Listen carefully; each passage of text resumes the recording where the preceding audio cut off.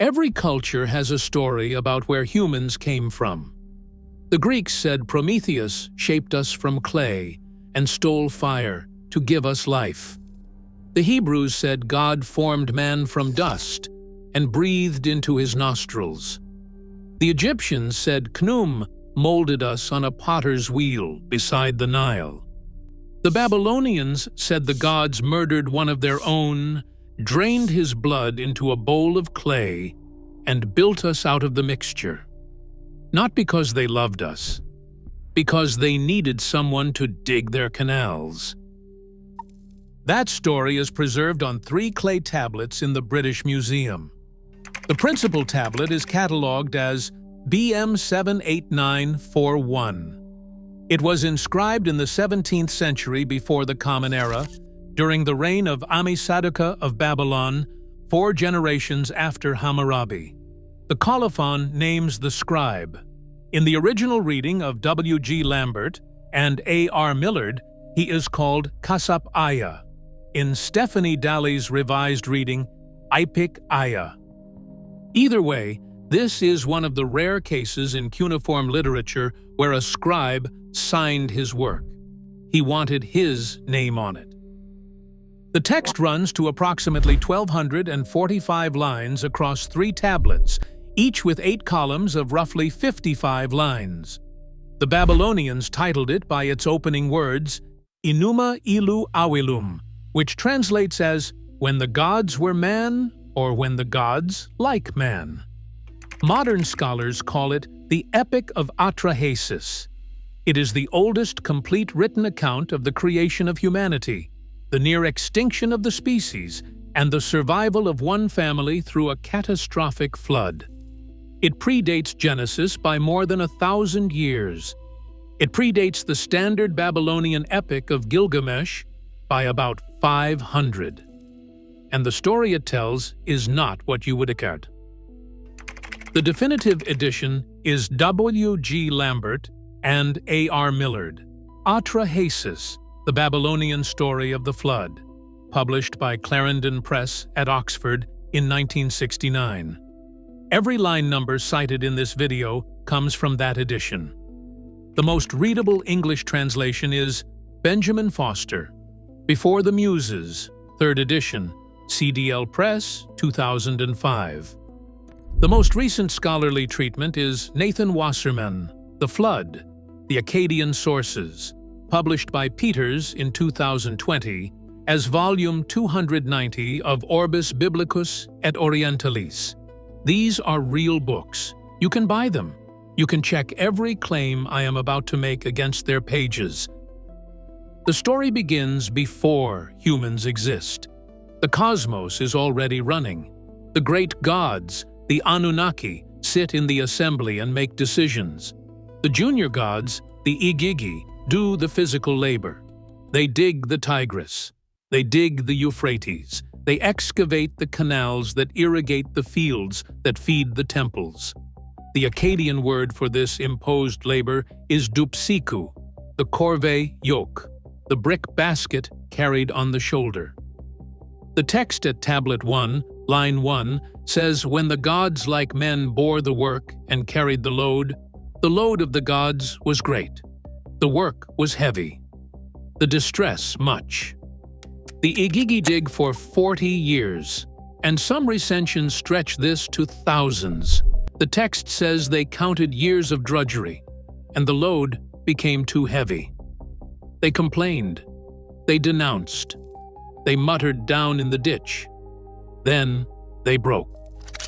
The rebellion scene is the most cinematically written passage in early Akkadian literature. The Igigi convene in secret. They agree on mutiny. They set fire to their tools.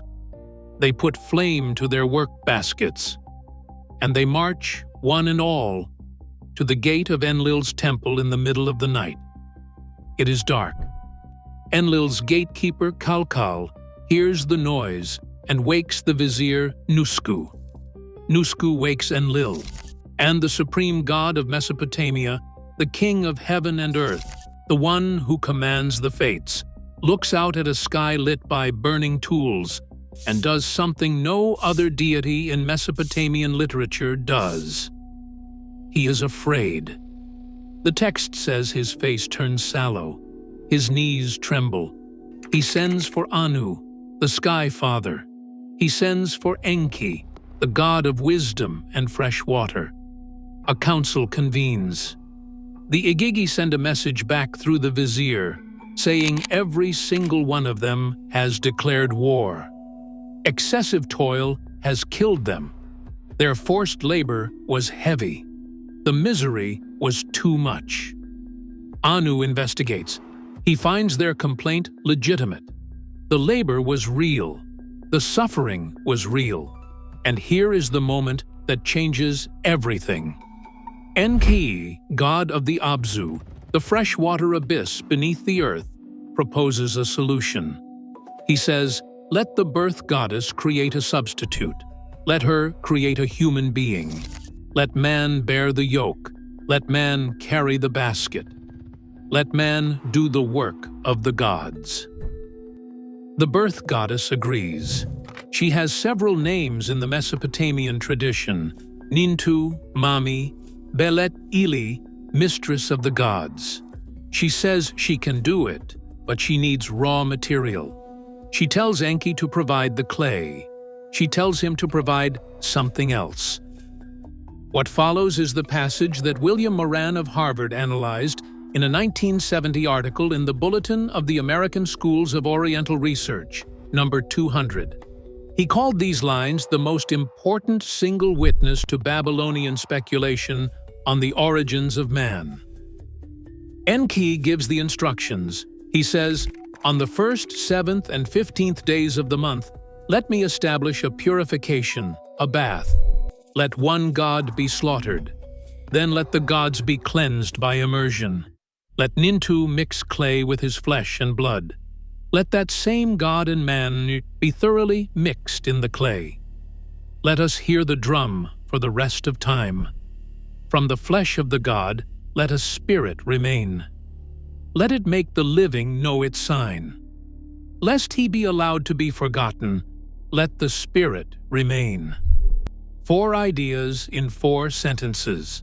First, humans are made from 2 ingredients, clay and the blood of a god.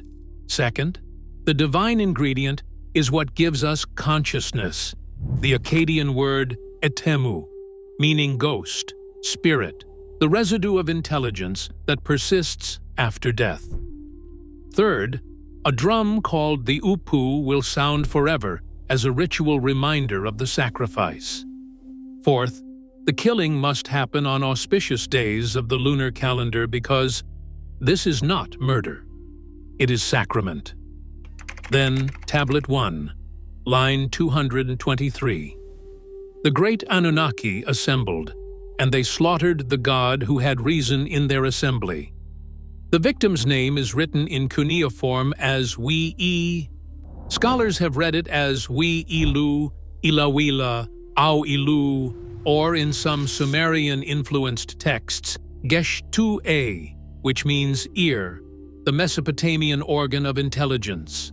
The key Akkadian phrase, identified by Moran, is Ilu Shah Temu, a god who had intelligence. He was chosen precisely because he was intelligent. His intelligence was the point. Without it, the clay would remain clay.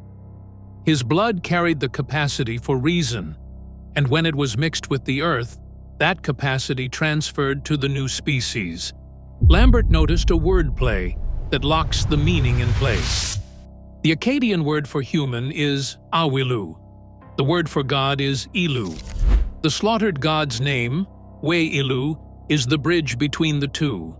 The sound we welded onto ilu makes we-ilu. The name of the victim contains the etymology of the species he was killed to create. Nintu performs the ritual. She mixes the clay with the flesh and the blood. The Anunnaki spit upon the mixture, a gesture of consecration. Then she pinches off 14 pieces. 7 she sets on the right. 7 she sets on the left. Between them she places a brick. This is the libitu, the birth brick on which Mesopotamian women squatted during labor. The 7 on the right become male. The 7 on the left become female. Humanity is born in litters, 7 pairs, in a single session, in the workshop of the gods. Mami speaks. You ordered me the task, and I have completed it. You have slaughtered the god along with his intelligence. I have done away with your heavy forced labor. I have imposed your drudgery on man. That is the Babylonian creation of humanity. We are part god and part earth. The divine part is the ghost of a murdered deity. The earth part is the clay of the riverbank. And the purpose of the combination is labor. We were made to carry the basket so the gods would not have to. The text does not pause to let that settle. Humanity multiplies. 1,200 years pass. The species succeeds beyond anyone's expectation. And then comes the line that has fueled half a century of scholarly argument. Humanity becomes noisy. The Akkadian words are rigmu and huburu. Noise, clamor, uproar. Enlil cannot sleep. He says, the noise of mankind has become too intense for me. With their uproar, I am deprived of sleep. Ann Kilmer of the University of California published a landmark paper in Orientalia in 1972, arguing that the noise is literal overpopulation, the demographic pressure of a species that reproduces faster than the gods anticipated. Other scholars have proposed that the noise represents social disorder, impiety, or the cumulative bustle of civilization. The text itself does not clarify. What it does clarify is Enlil's response. He tries a plague. Enki secretly warns Atra-hasis, the exceedingly wise, a priest of Enki living in the city of Shuruppak, and tells him to organize mass prayers to the plague god Namtar. The plague lifts. 1,200 more years pass. Enlil tries a drought.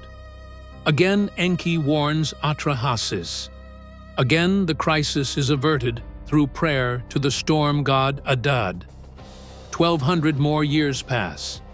Enlil tries a famine. He cuts off the sea from yielding fish. He stops the salt flats from producing salt. This time, the text becomes harrowing. The surviving lines of Tablet 2 describe parents eating their own children. Enlil decides on a final solution: a flood. He binds all the gods by an oath of secrecy. No one may warn the humans. The species will be erased. Enki is bound by the same oath as everyone else. He cannot speak to atra-hasis directly, so he finds a loophole. He speaks to a wall. Atra-hasis lives in a reed house of the kind still built in the marshes of southern Iraq today. Enki addresses not the man, but the reed wall of his dwelling. Wall, listen to me. Reed wall, observe all my words. Flee the house, build a boat, forsake possessions, and save life. The boat which you build, roof her over like the Apsu, so that the sun shall not see inside her. Let her be roofed over fore and aft. The gear should be very strong. The pitch should be firm, and so give the boat strength. The same device, a god speaking through a reed wall to a flood hero, appears in the Epic of Gilgamesh Tablet 11, where Ea warns Uta-Napishti. It appears in the Sumerian Eridu Genesis, where Enki warns Ziusudra. The reed wall is the recurring loophole that in 3 separate flood traditions across 2 languages and 1,000 years allows one family to survive a divine death sentence. Atra-hasis builds the boat. He seals it with bitumen, the Akkadian kupru, the same word that Genesis chapter 6 verse 14 transcribes into Hebrew as kopher. He loads his family. He loads the animals. He loads grain. And then Adad bellows in the clouds. The Anunnaki raise their torches. The storm god Anzu rips the sky with his talons. The darkness is dense. The sun is gone. For 7 days and 7 nights, the world drowns. Even the gods are terrified.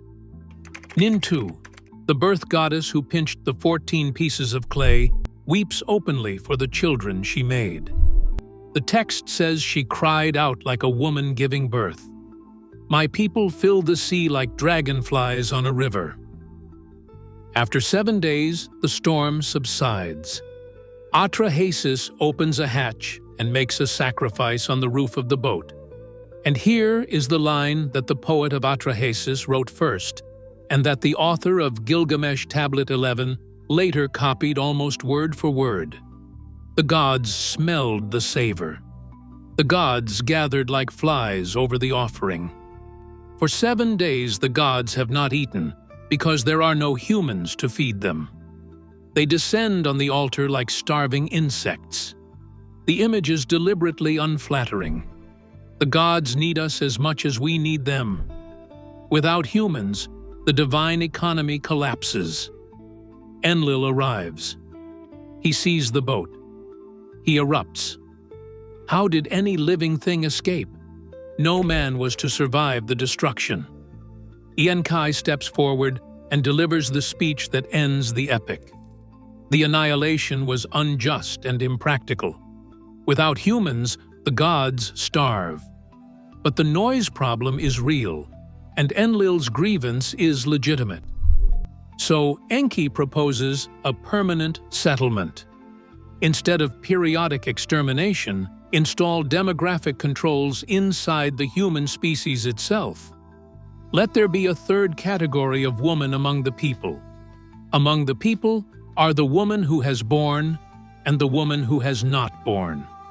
Let there be also the pashitu. Let her snatch the baby from the lap of the one who bore it. And establish high priestesses and priestesses. Let them be taboo, and so cut down childbirth. 3 features of human life come into existence in that speech. First, infertility. Some women, by divine decree, will never conceive. Second, infant mortality, personified as the Pashitu demon who steals the newborn from the mother's arms. Third, celibate priestesshood, the Ugbabtu and Entu classes. Women consecrated to the temple and forbidden to bear children. The atra-hasis poet is offering a sacred explanation for the entire structure of Babylonian fertility regulation.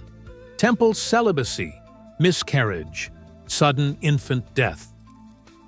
They exist because, one night in the divine assembly, Enki and Enlil made a deal. Tikva Freimer-Kensky of the University of Chicago published a paper in The Biblical Archaeologist in 1977, arguing that the atra-hasis epic is not a flood story with a creation prologue. It is a single integrated meditation on the conditions of human existence. Why we work, why some women are barren, why infants die, why priestesses do not bear children. The flood is the crisis. The creation is the setup. The population controls are the resolution. The point of the entire epic is to explain why human life is limited. Set this beside Genesis chapter 2, verse 7. The Lord God formed man of the dust of the ground and breathed into his nostrils the breath of life. The 2 ingredients are the same, earth and a divine animating element. But the moral valence is inverted. In Genesis, there is no murdered God. The divine breath is freely given, not bled from a corpse. And when the biblical flood comes in Genesis chapters 6 through 9, the cause is moral. The wickedness of man was great in the earth. In atra-hasis, the cause is logistical. Humans are loud, and the chief god cannot sleep. Lambert and Millard observed in their 1969 commentary that the Babylonians conceived of man as matter, clay, activated by the addition of divine blood, whereas the Hebrew tradition replaced the blood with breath. That single substitution rewires the entire theology. Genesis gives us dignity without murder. Atra-hasis gives us consciousness through sacrifice. Set it beside the Enuma Elish, the creation epic covered in the first video on this channel. In Tablet 6, Marduk and Ea create humans from the blood of the rebel god Kingu, who wore the Tablet of Destinies on his chest during Tiamat's war. That account is shorter, later, and more politically motivated. Kingu is killed because he sided with the old order. The we-ilu version in atra-hasis is older, fuller, and theologically prior. Both share the same recipe, divine blood plus clay, but the atra-hasis version explains why a god with intelligence was chosen and what that intelligence does once it enters the clay. It becomes the etemu, the ghost. It becomes us. The tablets that contain this story have been in continuous scholarly circulation since 1965. New fragments keep appearing. In the 1980s, Walid al-Jadir of the University of Baghdad excavated the temple library of the sun god Shamash at Sippar and recovered 4 nearly complete standard Babylonian tablets of atra-hasis, published by Andrew George and F.N.H. al-Rawi in the journal Iraq in 1996. In 2016, Ignacio Marquez Roe published 2 further Middle Babylonian tablets from Babylon in Aula Orientalis. In 2018, the virtual cuneiform tablet reconstruction project used 3-dimensional photogrammetry to digitally join a fragment in the British Museum with a smaller fragment in Geneva, the first long-distance digital join in the history of cuneiform studies. This is a living corpus. The text is still being reassembled. BM 78941 sits in the British Museum. It is roughly the size of a hardcover book. It is made of clay that was never fired, which is why it has survived for nearly 4,000 years in the dry soil of Iraq, and why it would dissolve in a bathtub in about an hour. The scribe who signed it lived under Ammi-saduqa, the second-to-last king of the first dynasty of Babylon, in a city that would be conquered by the Hittites 1 generation later and would not recover its independence for centuries. He wrote a story about why we exist. The answer he gave is that a god with intelligence was slaughtered so that his blood could be mixed with clay to produce a new species capable of thought, speech, and labor. The purpose of that species was to dig the canals the junior gods refused to dig.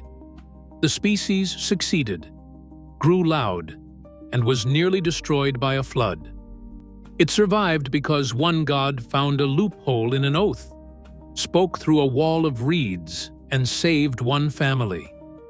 After the flood, the gods imposed mortality, infertility, and infant death as permanent conditions of survival. And the ghost of the murdered god, the etemu, the spark of divine intelligence stitched into the clay, is what allows every human being who has ever lived to think, to dream, to grieve, and to know that they are going to die. That is what BM 78941 says. It was written in 1700 BCE. It has been in the British Museum since the 1800s.